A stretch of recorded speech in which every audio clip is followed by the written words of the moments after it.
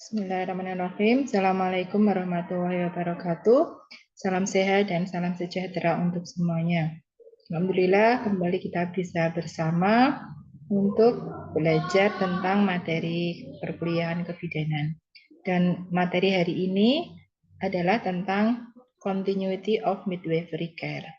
Selama beberapa menit ke depan kita akan saya sampaikan materi tentang continuity of midwifery care. Baik, saya share screen materinya.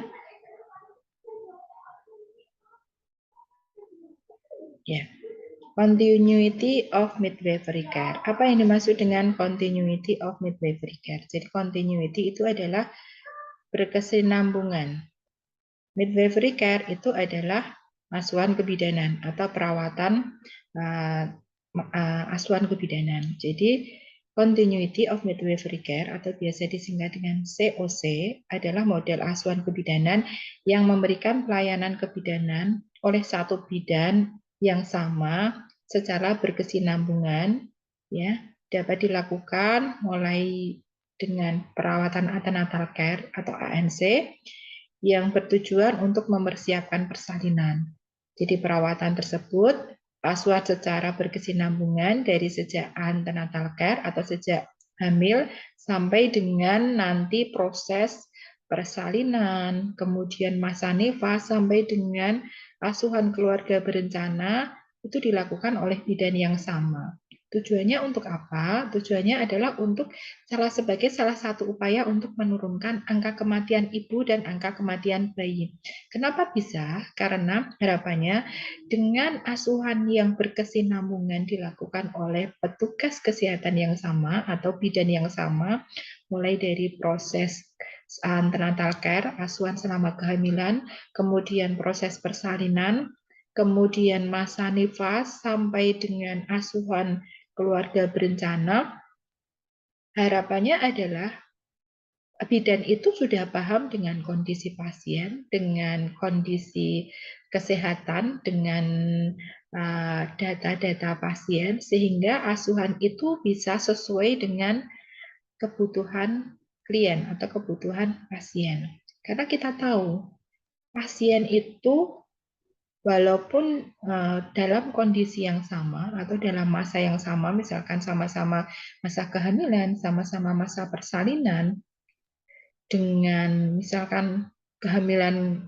sama-sama kehamilan kedua, sama-sama ini adalah persalinan kedua misalkan, itu tidak ada kondisi yang sama persis antara satu pasien dengan pasien yang lain.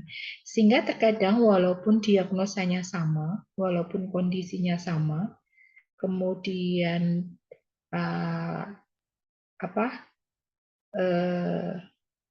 dalam situasi yang sama, tetapi belum tentu kebutuhannya itu sama, karena berbeda antara pasien satu dengan pasien yang lain. Sehingga harapannya dengan COC, Continuity of Midwifery Care, dengan pelayanan asuhan yang berkesinambungan dari hamil, bersalin, nifas, sampai dengan masa keluarga berencana, itu pasien mendapatkan asuhan sesuai dengan kebutuhan, sehingga nanti hasilnya bisa maksimal. Contohnya misalkan KB.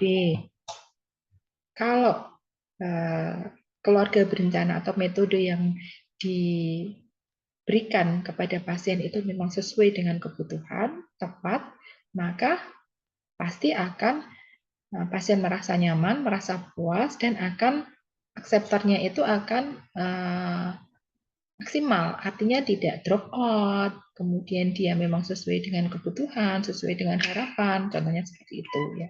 Kemudian dengan COC atau asuhan berkesinambungan juga kenapa bisa menurunkan, harapannya itu bisa menurunkan AKI dan AKP, karena dengan asuhan yang berkesinambungan maka ketika terjadi kondisi patologis atau kondisi yang tidak normal, maka bisa dideteksi lebih dini.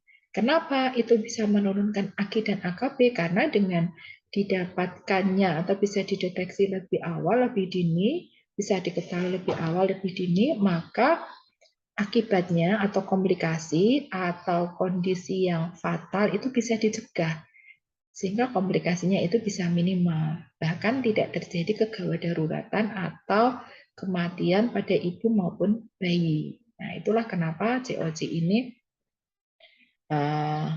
bisa menurunkan angka kematian ibu dan angka kematian bayi. Nah, itu ya. Jadi pengertian continuity of midwifery care itu adalah model asuhan kebidanan yang memberikan pelayanan kebidanan oleh satu bidan secara berkesinambungan dari mulai masa kehamilan atau asuhan pada masa kehamilan atau biasa disebut ANC atau antenatal care sampai dengan masa persalinan, sampai dengan masa nifas, sampai dengan asuhan keluarga berencana oleh satu bidan. Ya, jadi continuity, berkesinambungan, asuhan kebidanan yang berkesinambungan. Itu pengertiannya.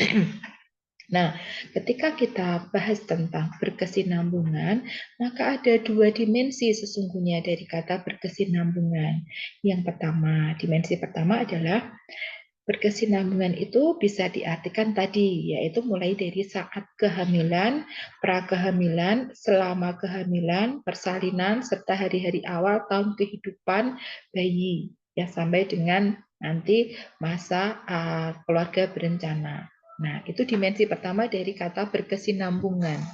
Jadi di berkesinambungan itu bisa diartikan atau yaitu berkesinambungan mulai dari saat hamil, bersalin, nifas, sampai dengan awal-awal tahun kehidupan bayinya.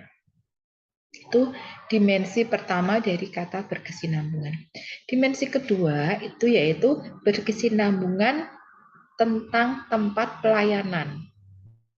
Artinya apa? Yaitu tempat pelayanan yang menghubungkan berbagai tingkat pelayanan, mulai dari rumah, masyarakat, dan sarana kesehatan.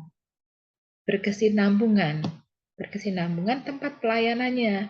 Di rumah, kok bisa tempat pelayanan asuhan kebidanan di rumah? Bisa. Ketika kita melakukan perplay ke pasien, kunjungan masa nifas, kunjungan pada bayi baru lahir, itu kan di rumah. Kemudian masyarakat. Kenapa masyarakat? Kita juga memberikan asuhan kebidanan di masyarakat kepada ibu pada masa kehamilan, persalinan, nifas, bahkan BBL sampai dengan keluarga berencana. Karena masyarakat itu, contohnya apa? Asuhan di masyarakat ketika kita memberikan penkes, ada kelas di masyarakat untuk ibu hamil, ibu bersalin, posyandu, dan lain sebagainya. Tuh, kemudian dan sarana kesehatan, contohnya apa? Rumah bersalin, puskesmas, polindes, ya, kemudian klinik. Nah, dengan demikian bidan dapat memberikan asuhan secara berkesinambungan di tempat pelayanan kesehatan. Jadi dari kata berkesinambungan, continuity itu mempunyai dua arti atau dua dimensi. Dimensi yang pertama adalah berkesinambungan masa atau saat dari kehamilan, persalinan, nifas, BBL sampai dengan keluarga berencana. Yang dimensi kedua adalah berkesinambungan tempat pelayanan, saling berhubungan. Nah, yaitu tempat pelayanan di dalam memberikan asuhan kebidanan, yaitu di rumah, masyarakat, dan sarana kesehatan. Itu ya. Itu dimensi dari kalimat berkesinambungan. Nah, baik. Kemudian yang selanjutnya adalah tujuan. Tujuannya apa? Tujuan dari Continuity of Midwifery Care atau COC. Tadi sudah saya bahas sedikit. Ya, ada beberapa tujuan yang bisa kita lihat di sini. Yang pertama adalah COC ini bisa memantau kemajuan kehamilan untuk memastikan kesehatan ibu dan tumbuh kembang bayi, yaitu pada saat asuhan antenatal care, hanya dari awal. Memantau kemajuan kehamilan untuk memastikan tumbuh kembang bayi sehingga ketika terjadi kondisi yang abnormal bisa dideteksi lebih dini sehingga mencegah supaya tidak terjadi keadaan yang fatal. Contohnya adalah angka meningkatnya menyumbang karena ketika terjadi kematian bayi maka akan bisa menyumbangkan angka kematian bayi. Jadi makanya bisa mencegah AKB. Kemudian yang kedua, meningkatkan dan mempertahankan kesehatan fisik, mental, dan sosial ibu dan bayi. Ya, kesehatan bukan hanya kesehatan fisik, tapi juga kesehatan mental, sosial, baik ibu dan bayi. Ya. Kemudian mengenal secara dini adanya ketidaknormalan atau komplikasi yang mungkin terjadi selama hamil, termasuk riwayat penyakit secara umum, kebidanan, dan pembedahan. Ya. Itu adalah contoh dari tujuan asuhan kebidanan pada masa kehamilan. Kemudian mempersiapkan ketika kehamilan masuk ke persalinan, maka dengan COC itu bisa mempersiapkan persalinan cukup bulan, melahirkan dengan selamat ibu maupun bayinya dengan trauma seminimal mungkin. Karena kita ikuti perkembangan kehamilan selama kehamilan sampai dengan persalinan, sehingga kita bisa minimalkan keadaan patologis. Contohnya adalah trauma pada saat persalinan. Kemudian yang selanjutnya, mempersiapkan ibu agar masa nifas berjalan normal dan pemberian ASI eksklusif tidak kita lepas ibunya setelah bersalin, enggak. Tetap kita persiapkan supaya ibunya bisa mempersiapkan masa nifas dengan maksimal, yaitu mempersiapkan ibu agar masa nifasnya bisa berjalan normal dan bisa memberikan ASI eksklusif kepada bayi. Sehingga persiapannya bukan cuma persiapan fisik, juga selain persiapan fisik ada persiapan psikis. Karena kita tahu kondisi psikis pada masa nifas itu juga mempengaruhi produksi ASI. Harapannya apa pada masa nifas? Salah satunya adalah ibunya bisa memberikan ASI eksklusif, ya, sehingga mencegah supaya tidak terjadi masalah pada saat laktasi, gitu ya. Kemudian yang selanjutnya adalah mempersiapkan peran ibu dan keluarga dalam menerima kelahiran bayi agar dapat tumbuh kembang secara optimal. Jadi objeknya bukan hanya ibunya, tapi juga lingkungan sekitarnya, ya, support sistemnya, keluarganya, suaminya, kemudian orang terdekat yang ada di rumah, orang tuanya, mertuanya, saudaranya, ya. Jadi mempersiapkan peran ibu dan keluarga dalam menerima kelahiran bayi supaya bayinya bisa bertumbuh dan berkembang secara optimal, tidak terjadi masalah, ya. Kemudian yang terakhir pasti menurunkan angka kesakitan dan angka kematian ibu dan perinatal, menurunkan angka kesakitan dan kematian ibu dan bayi, AKI dan AKB. Karena apa? Kita lihat tadi memantau mulai dari kehamilan, ya, memantau kehamilan, meningkatkan pertahanan kesehatan selama kehamilan, kemudian deteksi dini ketidaknormalan selama kehamilan, kemudian mempersiapkan persalinan yang aterem, mempersiapkan ibu masa nifas supaya optimal, mempersiapkan peran ibu untuk tumbang bayinya secara maksimal, sehingga tujuan akhir goals-nya dari COC itu adalah menurunkan AKI dan AKB. Jadi itu tujuan dari COC. Kenapa sih harus ada COC? Kenapa? Karena harapannya kalau satu bidan dari awal kehamilan sampai dengan nanti pada masa keluarga berencana, harapannya bidan itu kan sudah tahu riwayat mulai dari kehamilan, persalinan, nifas, BBL sampai dengan masa keluarga berencana, maka pelayanan yang diberikan itu bisa sesuai dengan kondisi, sesuai dengan keadaan. Kalau ganti pindah pemberi pelayanan bidan, itu kan harus mulai dari awal dulu pengkajiannya. Pasti berbeda pemahamannya dan asuhannya juga bisa jadi berbeda, gitu ya. Sehingga kalau kita lihat dari tujuan tadi, dari definisi COC, kemudian tujuan, kemudian kita lihat manfaatnya apa sebenarnya COC. Manfaatnya adalah COC ini dapat diberikan melalui tim bidan yang berbagi beban kasus, yang bertujuan untuk memastikan bahwa ibu menerima semua asuhannya dari satu bidan atau tim prakteknya. Jadi mindsetnya berarti nggak boleh dilakukan oleh lebih dari satu bidan, boleh, tapi tim artinya tidak harus oleh satu bidan, boleh lebih dari satu bidan, tapi dia tim, sehingga tim itu tahu mengikuti mulai dari kehamilan, persalinan, nifas sampai dengan nanti masa masa keluarga berencana. Ya, jadi bidan dapat bekerja secara multidisiplin dalam melakukan konsultasi dan rujukan dengan tenaga kesehatan lainnya. Jadi dari satu tim, bisa dari bidan kayak di seperti di Kabupaten Semarang itu kan, misalkan persalinan itu kan harus 2 tangan, Bu. Iya betul, makanya boleh, tetapi tim. Jadi bukan pindah bidan, tapi bidan yang dipindai itu tidak tahu dari riwayat awal, tapi boleh dikelola oleh lebih dari satu tenaga kesehatan, tapi itu tim mulai dari awal kehamilan sampai dengan nanti masa keluarga berencana, tapi tim boleh lebih dari satu tenaga kesehatan, tapi dia memang tim itu mengikuti mulai dari awal sampai dengan keluarga berencana. Makanya boleh rujukan, boleh konsultasi atau rujukan dengan tingkat yang lebih tinggi, tetapi dia memang timnya untuk menangani pasien tersebut. Itu yang disebut dengan COC.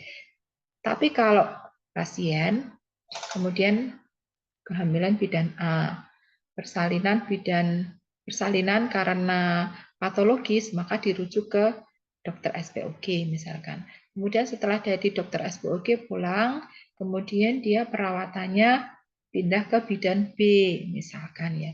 Dan B sampai dengan nanti KB. Itu tidak COC.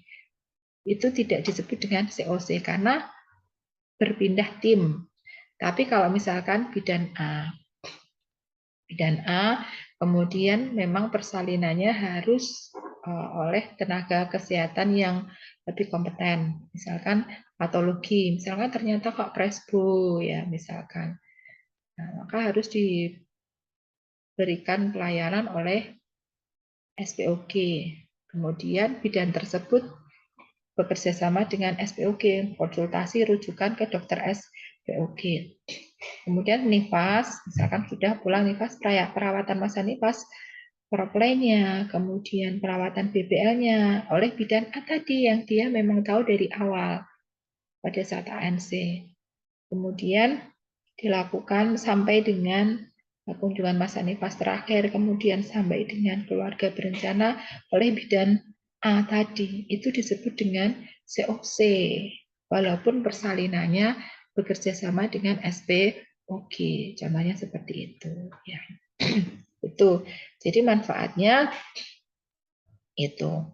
Kemudian, nah, kalau kita bahas tentang kontinuitas, tadi berkesinambungan, sesungguhnya pelayanan kontinuitas itu dalam dimensi lain itu juga bisa diaplikasikan dalam pelayanan kontinuitas dalam daur kehidupan wanita.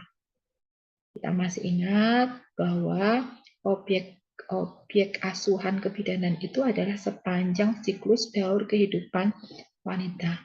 Mulai dari prakonsepsi, konsepsi, kelahiran, kemudian pubertas, ya, kemudian muter lagi dewasa, kemudian sampai dengan menopause, klimakterium. Nah, itu kan siklus daur kehidupan wanita. Maka pelayanan kontinuitas itu juga dalam dimensi lain bisa diaplikasikan dalam pelayanan kontinuitas sepanjang daur siklus kehidupan wanita.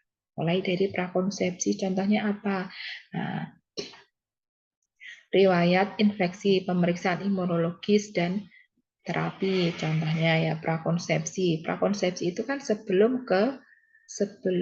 terjadinya kehamilan, sebelum terjadi pembuahan, sebelum terjadi konsepsi ya.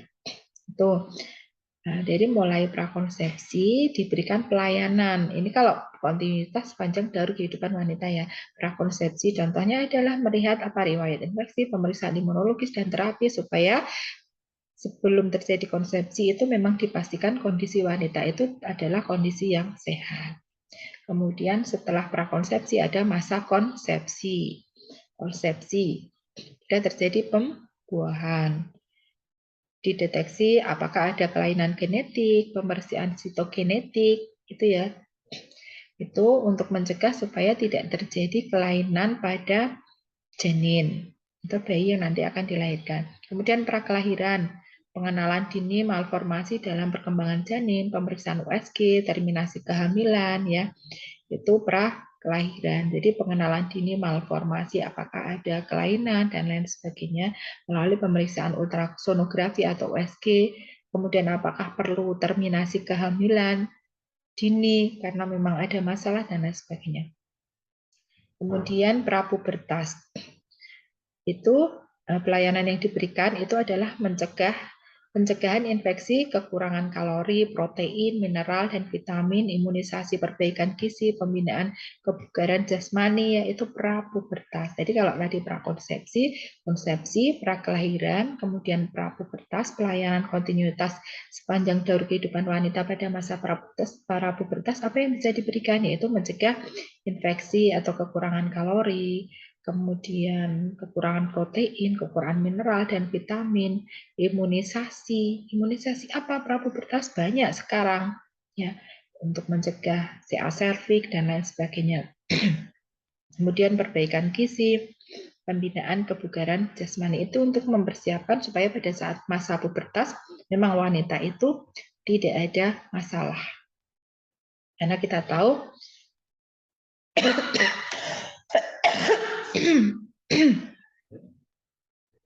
pada masa pubertas itu kita pada seorang wanita itu akan terjadi situasi yang luar biasa. Sehingga disiapkan supaya pada masa pubertas itu perempuan itu memang sudah siap untuk terjadi perubahan hormonal yang luar biasa. Nah, kemudian pelayanan masa pubertas apa yang bisa diberikan? Penkes tentang apa? PMS, ya. Kemudian KIE tentang pendidikan seks, dan lain sebagainya. Kemudian masa reproduksi, pengaturan fertilitas, perawatan organ kelamin, ya, kesehatan genitalia, kemudian persalinan aman, penggunaan kontrasepsi rasional, perawatan antenatal, pemberian ASI, itu pelayanan kontinuitas pada masa reproduksi.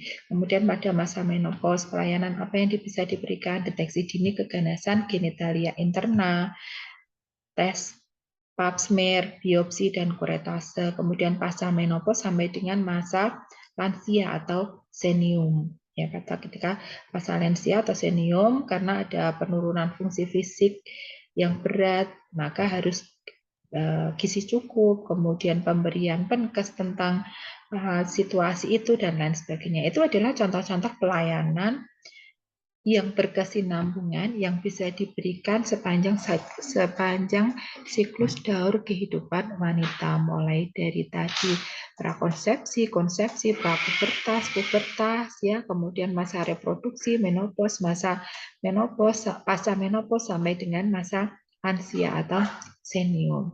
Itu dimensi kontinuitas yang lain, yaitu pemberian pelayanan kontinuitas sepanjang daur kehidupan wanita. Nah, kemudian kita kembali ke analisis continuity of care pada pelayanan kebidanan. Nah, kita lihat pada pelayanan kebidanannya. Yang pertama, pada pelayanan kebidanan maka perlu adanya tenaga profesional atau penolong yang terampil. Tenaga profesional atau penolong yang terampil. Contohnya apa? Bidan. Nah, tindakan bidan saat kunjungan ANC supaya disebut sebagai tenaga profesional atau penolongan yang terampil, yang pertama adalah harus bisa membina hubungan kepercayaan antara klien atau pasien dengan bidan sebagai pemberi pelayanan kebidanan. Kemudian yang kedua, membantu membuat rencana persalinan dan persiapan ketika terjadi komplikasi. Ya, biasanya diberikan dengan memberian penkes, ya, penkes tentang persiapan persalinan, ya, dan lain sebagainya. Kemudian penapisan atau mendeteksi komplikasi dan konseling dan memberikan suplemen. Itu adalah tindakan bidan saat kunjungan ANC sebagai tenaga profesional atau penolong yang terampil pada masa antenatal care ya. Bisa membina hubungan kepercayaan dengan klien, kemudian membantu membuat rencana persalinan yang aman, kemudian persiapan ketika terjadi komplikasi. Contohnya apa? Memberikan penkes tentang persiapan persalinan. Salah satunya adalah menganjurkan pasien untuk kalau sudah tes golongan darah, maka harus siap keluarganya yang golongan darahnya sama dengan pasien, harus sudah disiapkan. Itu kan salah satu tindakan untuk persiapan ketika terjadi komplikasi. Kemudian persiapan dana, kemudian persiapan kendaraan ketika harus terjadi rujukan dan lain sebagainya. Contohnya seperti itu ya. Kemudian penapisan atau pendeteksi komplikasi dan konseling dengan memberikan pelayanan antenatal care yang sesuai dengan SOP. Kemudian memberikan suplemen sesuai dengan kebutuhan, suplemen selama antenatal care. Contohnya apa? Tablet Fe, kemudian kalsium ya, terutama adalah Fe. Tuh. Kemudian yang kedua, kalau tadi yang pertama adalah tenaga profesional atau penolong yang terampil, yang kedua adalah asuhan antenatal terfokus. Artinya apa? Peningkatan kesehatan dan kelangsungan hidup dengan pendidikan dan konseling kesehatan, pembuatan rencana persalinan, penyediaan tablet tambah darah, ya, kemudian suplemen dan nutrisi. Karena asuhan antenatal terfokus itu adalah bagaimana bisa melakukan deteksi dini penyakit yang mempengaruhi kesehatan ibu dan janin. Contohnya apa? Ada anemia, proteinuri, hipertensi, PMS, DJJ, dan lain-lain. Itu bisa dideteksi secara dini ketika terjadi gangguan kesehatan pada ibu hamil yang bisa mempengaruhi kesehatan ibu dan janin. Ya. Itu contohnya anemia pada kehamilan, proteinuri pada kehamilan, hipertensi pada kehamilan. Ya, itu kan mempengaruhi kesehatan ibu dan janin. Ibu hamil, anemia, potensial untuk terjadi perdarahan, proteinuri, hipertensi, ya, potensial untuk terjadi preeklamsi dan eklamsi, PMS, penyakit menular seksual, potensial untuk menularkan ke janin nanti ketika dilahirkan. DJJ yang bermasalah irreguler, kemudian tanda-tanda fetal distress itu kan bisa mempengaruhi kesehatan janin. Tuh. Kemudian intervensi yang tepat waktu untuk penata laksanaan suatu penyakit atau komplikasi ketika terjadi indikasi untuk terjadi komplikasi atau masalah, maka bisa melakukan penata laksanaan atau intervensi tepat waktu untuk mengatasi penyakit atau komplikasi yang ditemukan tersebut. Ya.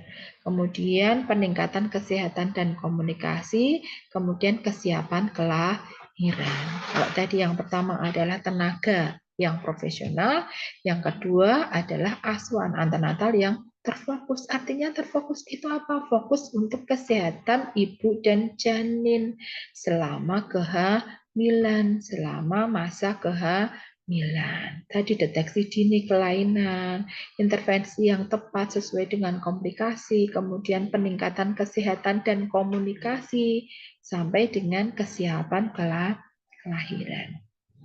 Nah, kemudian apa peran dan tanggung jawab bidan dalam ANC itu juga mempengaruhi continuity of midwifery care atau kesinambungan di dalam pemberian asuhan kebidanan. Peran dan tanggung jawab bidan dalam ANC. Di rumah dan masyarakat, apa peran dan tanggung jawab bidan? Mengajar ibu-ibu, jaringan promosi kesehatan, membangun kepercayaan, yaitu peran dan tanggung jawab bidan di dalam ANC di rumah dan masyarakat. Memberikan penkes kepada ibu-ibu, peningkatan promosi kesehatan, jaringan promosi kesehatan, membangun kepercayaan supaya masyarakat itu paham pentingnya COC, Continuity of Midwifery Care. Kemudian di pusat kesehatan atau rumah bersalin, ya, apa? Primer, unit bersalin umum, klinik bersalin, yaitu memberikan ANC dan PNC, ya, pada saat kehamilan dan persalinan. Kemudian sekunder mengembangkan komplikasi dan memerlukan transfer lebih spesialis itu secara sekunder. Kemudian tersier perawatan spesialis multidisiplin untuk wanita dan bayi dengan kebutuhan langka itu contohnya. Tapi biasanya fokusnya adalah ke primer, yaitu untuk ANC dan PNC. Kemudian peran dan tanggung jawab bidan dalam ANC di rumah sakit, penata laksanaan komplikasi. Contohnya komplikasi itu ada vakum ekstraksi antibiotik, kemudian manual plasenta, transfusi darah dan SC dan lain sebagainya sesuai dengan kewenangan bidan di tempat pelayanan kesehatan tersebut. Karena kalau di rumah sakit kan biasanya kolaborasi dengan SPOG. Jadi kewenangannya berbeda. Bidan di rumah dan di masyarakat, kemudian di pusat kesehatan atau rumah bersalin, dan bidan di rumah sakit. Intinya adalah peran dan tanggung jawab bidan di dalam ANC dan PNC sesuai dengan tingkat kewenangan bidan di masing-masing tempat pelayanan kesehatan tersebut. Ya, kemudian pada masa persalinan, satu bidan pada saat kelahiran ibu sesuai dengan ketentuan di tempat pelayanan di lokasi. Contohnya kalau di Kabupaten Semarang itu kan 2 tangan, jadi bukan hanya satu bidan, ya, tapi harus 2 bidan.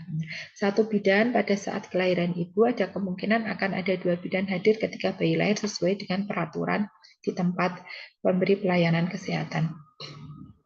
Itu ketika ada 2 bidan, bidan 1 bertanggung jawab memberikan perawatan bagi ibu selama dan setelah persalinan, bagi bidan yang satunya adalah untuk BBL. Ya. Kemudian jika tidak ada bidan, bidan lain dari klinik akan memberikan perawatan pada saat kelahiran ibu. Jika memang bidan yang memberikan COC atau yang tahu kondisi dia selama kehamilan sampai dengan persalinan yang harusnya memberikan bantuan, tapi kok dilelah pada saat persalinan kok tidak bisa menolong persalinan, maka bisa diberikan pertolongan oleh bidan dari klinik lain, ya, untuk memberikan perawatan pada saat kelahiran ibu dengan koordinasi. Jadi bidan yang akan memberikan perawatan atau pertolongan persalinan itu sudah berkoordinasi dengan bidan yang memberikan asuhan selama kehamilan sampai dengan persalinan tersebut. Karena terkadang bisa saja situasi ini terjadi walaupun jarang. Biasanya kalau bidan itu sudah merasa ini pasien COC saya, maka dia akan siap kapanpun pasien itu kan biasanya sudah ada HPL-nya, jadi sudah siap di sekitar tanggal HPL pasien tersebut dia sudah ready. Jadi meminimalkan untuk ketiadaan bidan tersebut pada saat proses persalinan. Tuh. Kemudian praktek terbaik persalinan, ya. Ada massage, teknik relaksasi, ya. Sekarang banyak teknik-teknik yang bisa membantu proses persalinan. Ada massage, teknik relaksasi supaya memperlancar proses persalinan. Kemudian sedikit penggunaan analgesi, meminimalkan untuk penggunaan analgesia pada saat proses persalinan. Karena kita tahu sesungguhnya proses persalinan itu adalah suatu proses yang normal. Kita sebagai bidan itu kan hanya sebagai pendamping atau penolong persalinan, tidak melakukan proses persalinan, sehingga meminimalkan untuk penggunaan analgesia pada saat proses persalinan. Kalau memang tidak ada indikasi, ya biarkan persalinan itu berjalan senatural mungkin, senormal mungkin, meminimalkan intervensi.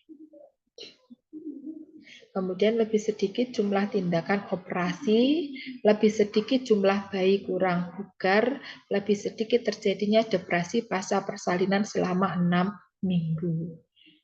Artinya apa? Kita sebisa mungkin meminimalkan untuk tindakan operasi pada saat proses persalinan. Kalau memang tidak ada indikasi secara medis, tidak ada indikasi secara medis untuk dilakukan SC, maka meminimalkan untuk terjadi SC. Karena ketika dilakukan operasi, itu tidak hanya berhenti sampai sudah itu selesai, tidak. Karena bayi yang lahir dari proses persalinan normal dan proses persalinan dengan SC itu berbeda. Kenapa meminimalkan tindakan operasi? Supaya bisa meminimalkan bayi yang kurang bugar pada saat bersalin. Karena dengan SC, nanti bayi yang lahir itu akan terpengaruh oleh obat-obat anestesi selama proses persalinan. Sehingga KU-nya bayi yang lahir dengan SC dengan yang normal tanpa masalah itu pasti berbeda. Dan depresi pasca persalinan selama 6 minggu itu pada bayi yang SC. Sehingga kita upayakan asuhan sayang ibu, minimalkan persalinan dengan operasi, upayakan persalinan normal, meminimalkan komplikasi. Menganjurkan ibu untuk cukup minum sepanjang proses persalinan dan kelahiran bayi. Ya. Asuhan sayang ibu. Nah, setelah bersalin atau masa nifas, bidan akan berkunjung di rumah atau ibu akan pergi ke klinik untuk pemeriksaan nifas dan BBL. Seyogianya seperti itu seharusnya. Ya, bidan yang kunjung ke rumah, proplay kunjungan nifas, atau ibu dianjurkan untuk datang ke klinik untuk periksa nifas dan BBL. Kemudian bidan memberikan perawatan bagi ibu dan bayi sampai dengan 6 minggu pasca persalinan. Kita ingat kunjungan masa nifas, kunjungan 1, 2, 3, 4, yaitu sampai dengan 6 minggu. Kemudian bidan membantu ibu untuk perawatan ibu dan BBL. Masa nifas. Nah, praktek-praktek terbaik masa nifas. Yang pertama, pemantauan ketat dan pengamatan terus-menerus selama 6 jam pertama masa nifas. Karena kita tahu apapun itu bisa terjadi. 6 jam pertama masa nifas itu harus dipantau terus-menerus. Ya, jangan sampai 2 jam sudah nggak ada masalah, pasiennya suruh pulang. Karena apapun bisa terjadi pada 6 jam pertama. Itu masih masa rawan. Sehingga praktek nifas terbaik yang pertama itu adalah pemantauan ketat dan pengamatan terus-menerus selama 6 jam pertama masa nifas. Parameternya apa? Yaitu adalah tekanan darah, nadi, perdarahan per vaginam, kontraksi uterus, ya, dilihat setiap 15 menit selama 2 jam pertama, kemudian setiap 30 menit selama 1 jam berikutnya, dan setiap jam selama 3 jam terakhir. Sisanya sampai dengan 6 jam pertama masa nifas. Itu penting, itu seperti sepele, itu kan biasa Bu, biasa pada postpartum iya, tapi itu juga termasuk masa rawan pada saat masa nifas, sehingga itu perlu dilakukan memang sesuai dengan SOP-nya atau sesuai dengan protapnya seperti itu. Ya. Nah, selain itu ada beberapa praktek yang tidak benar. Ini bukan untuk dilakukan, tapi ini untuk dihindari. Karena terkadang ini adalah sesuatu yang memang sudah menjadi kebiasaan, sehingga kita terkadang lupa bahwa itu adalah praktek yang tidak benar. Apa? Yang pertama, pembatasan makanan dan minuman selama persalinan. Dihindari karena itu bukan praktek yang benar, itu praktek yang tidak benar. Selama persalinan tidak usah dibatasi makan minum ibunya, biar makan minum. Karena apa? Terkadang itu ada yang membatasi makan minum selama proses persalinan supaya tidak keluar feses pada saat pengeluaran bayi. Seringnya ini Bu, pada saat bayi lahir itu bersamaan dengan feses, makanya pada saat persalinan dibatasi makan minumnya supaya ibunya nggak ada feses nanti pada saat persalinan, atau vesika urinarianya tidak penuh. Jadi kalau penuh tinggal di kateter dikeluarkan, tapi jangan membatasi ibu yang infartu atau masa persalinan untuk makan minum, karena ibu infartu itu butuh kekuatan, ya, butuh makan minum, itu adalah sumber kekuatannya, jadi tidak perlu dibatasi. Itu adalah praktek yang tidak benar, pembatasan makanan dan minuman selama proses persalinan. Itu ya. Kemudian yang kedua, praktek yang tidak benar, pemberian cairan intravena, infus intravena secara rutin pada persalinan. Kalau memang tidak butuh cairan tambahan secara IV, ya tidak usah diinfus, tidak usah diberikan cairan intravena. Itu tidak tindakan yang rutin, tapi itu tindakan yang sesuai dengan berdasarkan kebutuhan atas indikasi. Ya, makanya tadi saya sampaikan, ini harus diingat. Karena terkadang kita lupa bahwa ini adalah praktek yang tidak benar karena rutinitas. Biasanya begitu, Bu. Biasanya diinfus kalau partu, selalu diinfus kalau memang tidak perlu, tidak usah. Ya, itu bukan tindakan yang benar. Kemudian pemeriksaan vagina yang berulang kali. Ya, tidak berulang kali tetapi sesuai dengan kebutuhan. Kalau TA kala 1 fase laten kan setiap 4 jam. Tidak usah sering-sering ya. Kemudian atas indikasi. Kalau memang tidak ada indikasi ya kita pantau saja gitu ya. Pemeriksaan vagina yang berulang kali. Kemudian memindahkan ibu yang akan bersalin secara rutin ke tempat lain. Itu sering ya. Walaupun tidak semua, tapi kalau kita lihat juga di lapangan masih ada yang seperti itu. Kalau sudah mau lahir, kemudian mau bersalin, dipindahkan ke tempat lain yang berbeda dengan tempat dia dipantau, misalkan pemantauan infartu ya, pemantauan pengawasan 10. Ya, sudah buka lengkap baru diotong-otong pindah ke tempat lain, itu membuat ibu merasa tidak nyaman.